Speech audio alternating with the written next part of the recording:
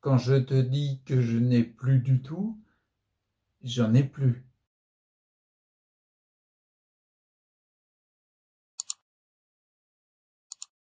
Salut, c'est Chris. Je te fais une vidéo.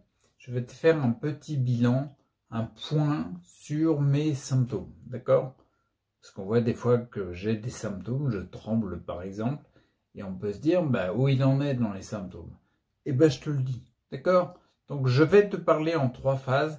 Je vais te parler des symptômes que j'ai encore, qui sont fluctuants, des symptômes que j'ai encore qui s'améliorent, et des symptômes que je n'ai plus du tout.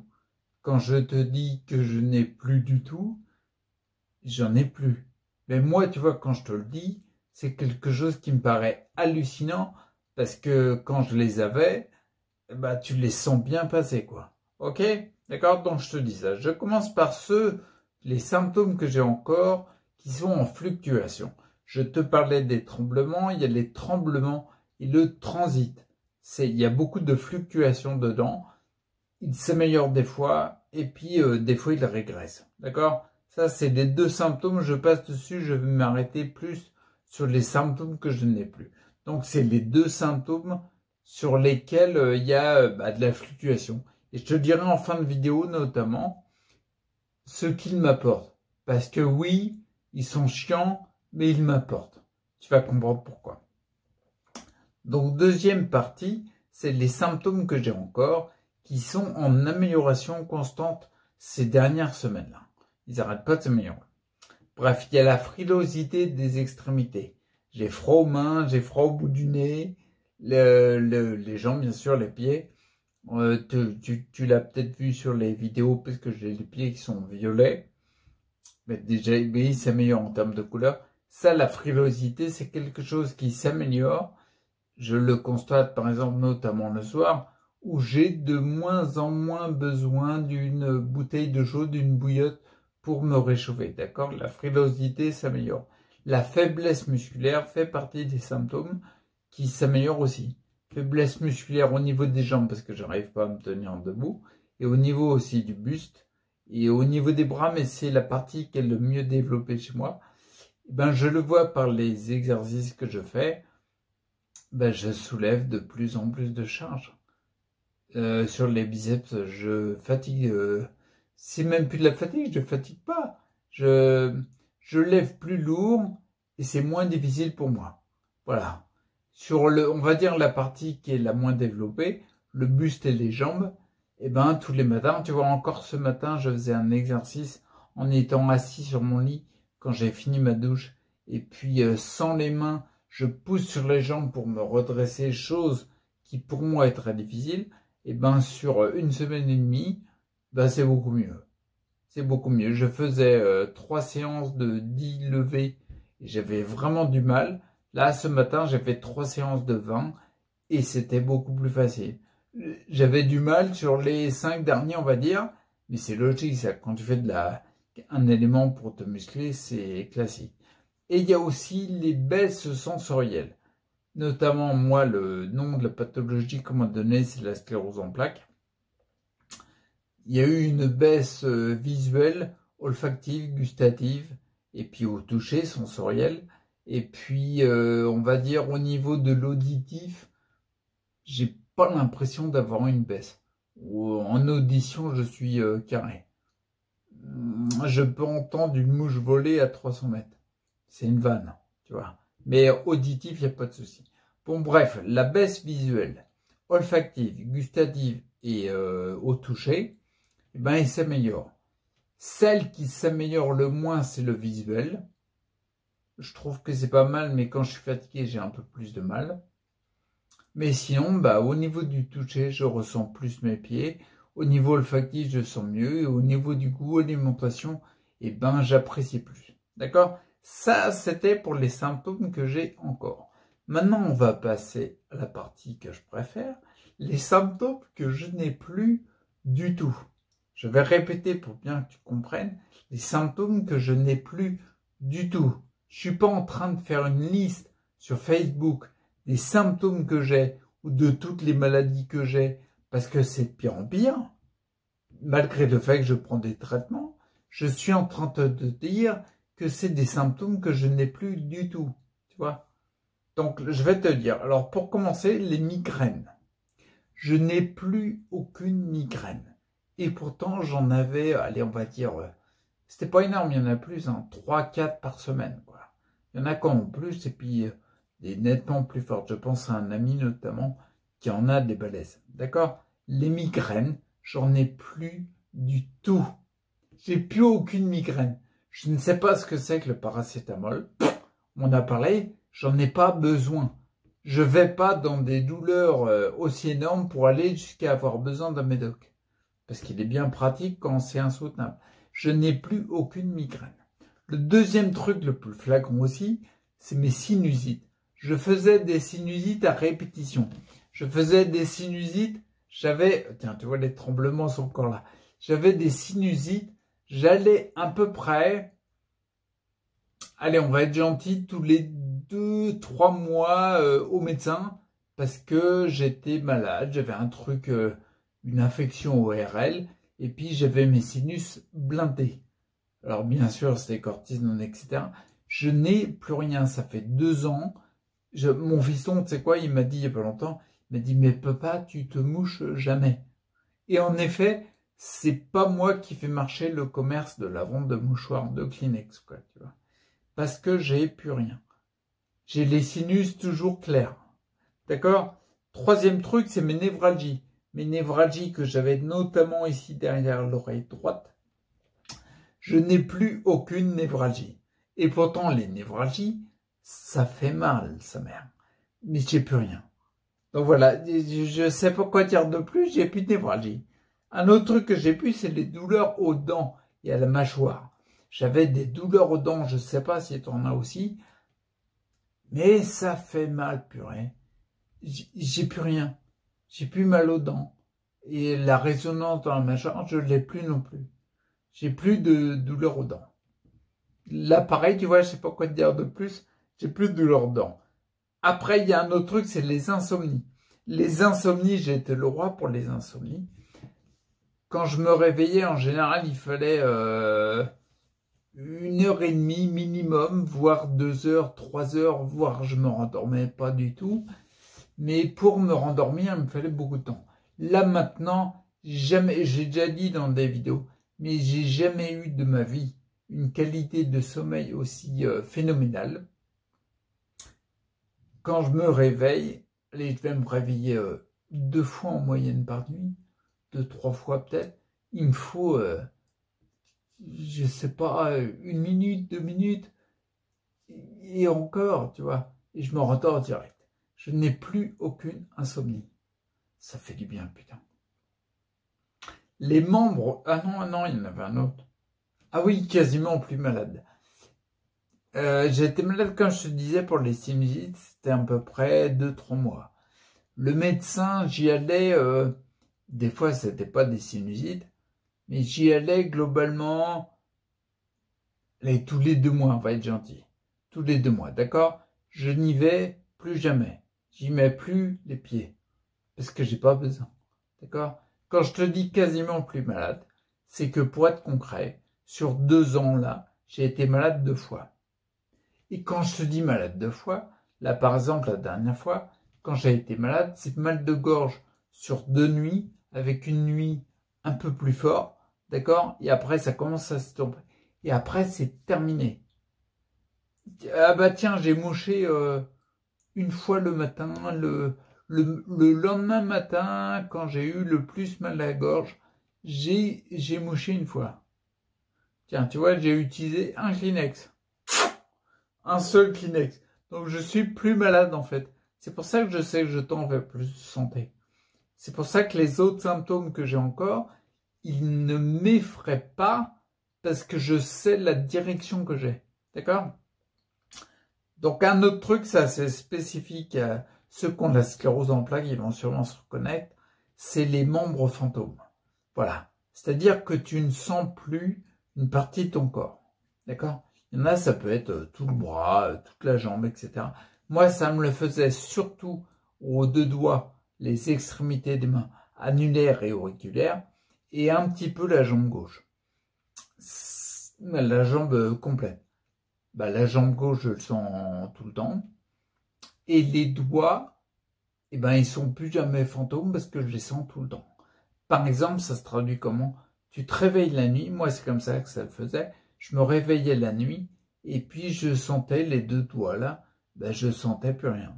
Et après je bougeais, je me forçais à bouger et au bout de 30 secondes, une minute, bon, allez 30 secondes, va être gentil, je commençais à les ressentir.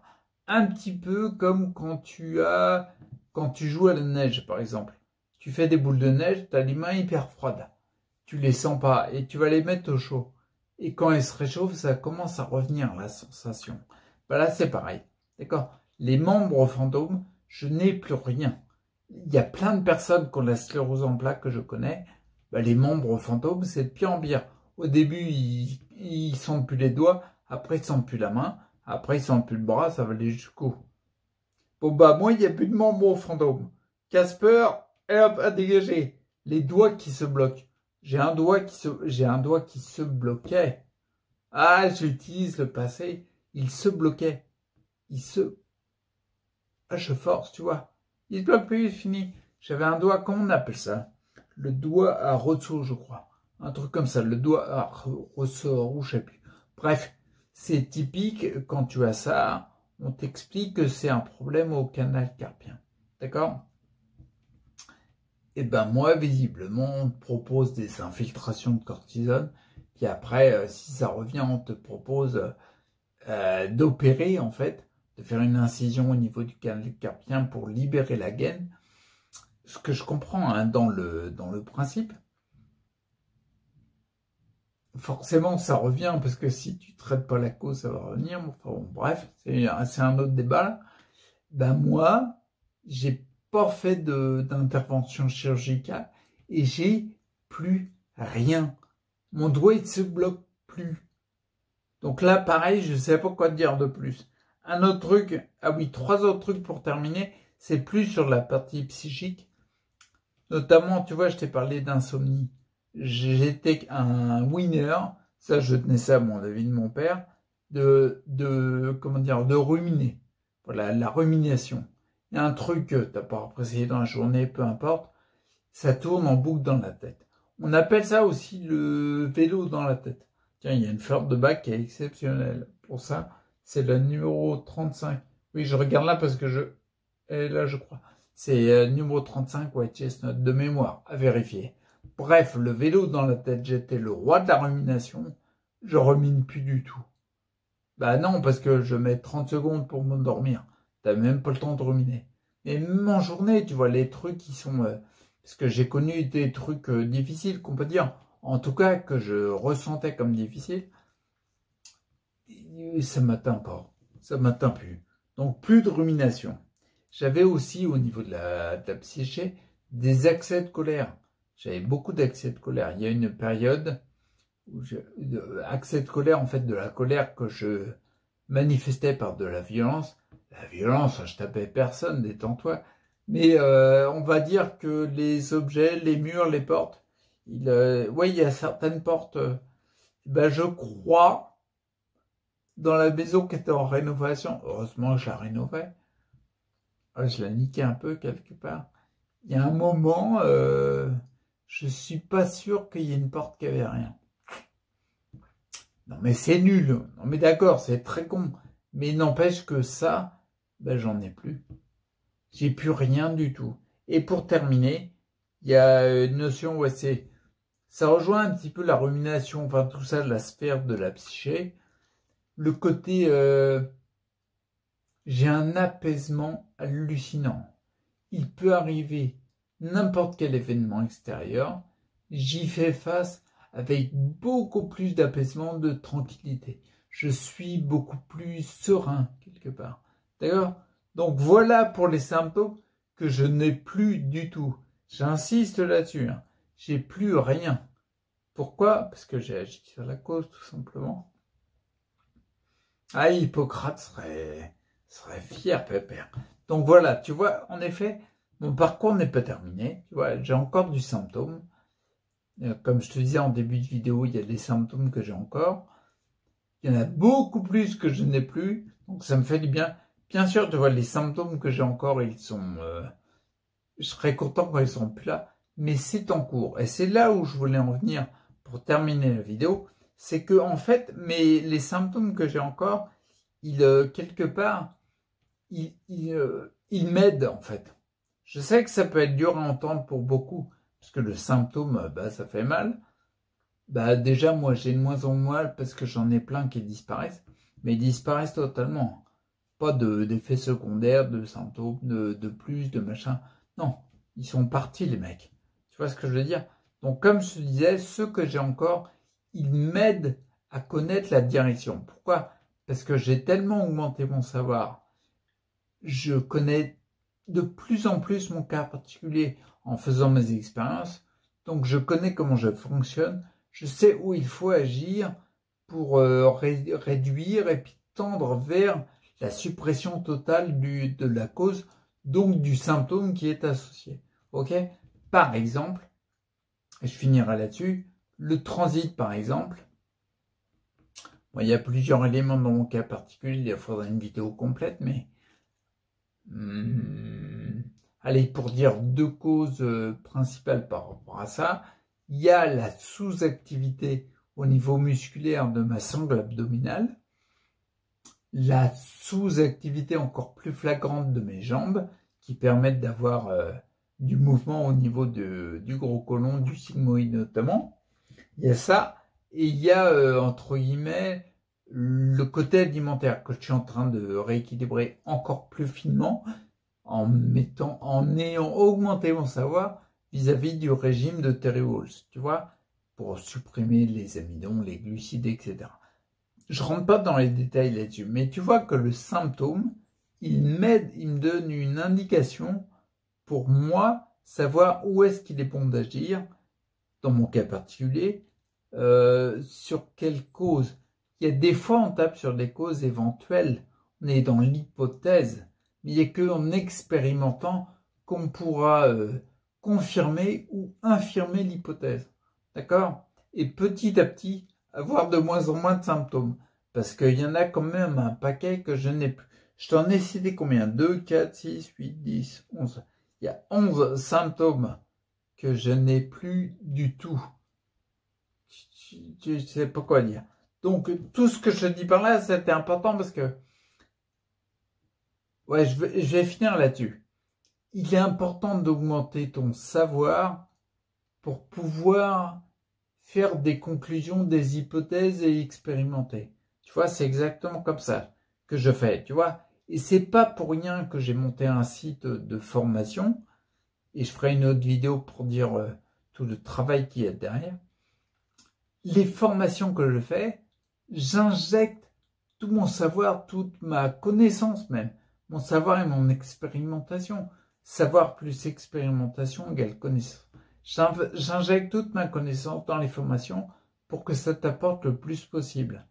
Donc, comment dire, tu vois, tu suis mes formations, tu es sûr et certain que tu vas bénéficier de mon expérience qui me permet d'avoir plus de symptômes dans différents domaines.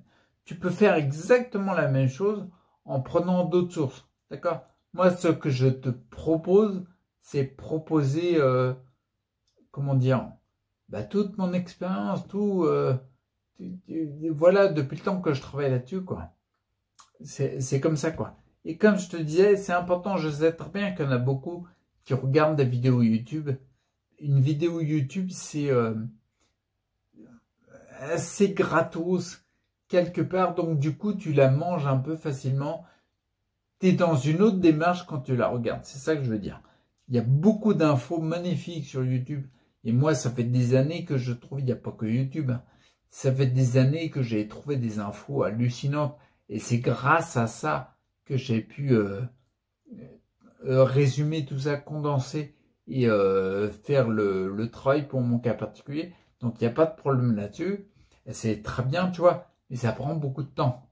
Ça prend vraiment beaucoup de temps. Ouais, je comptabilise pas mes heures parce que sinon, ce sera un truc de fou.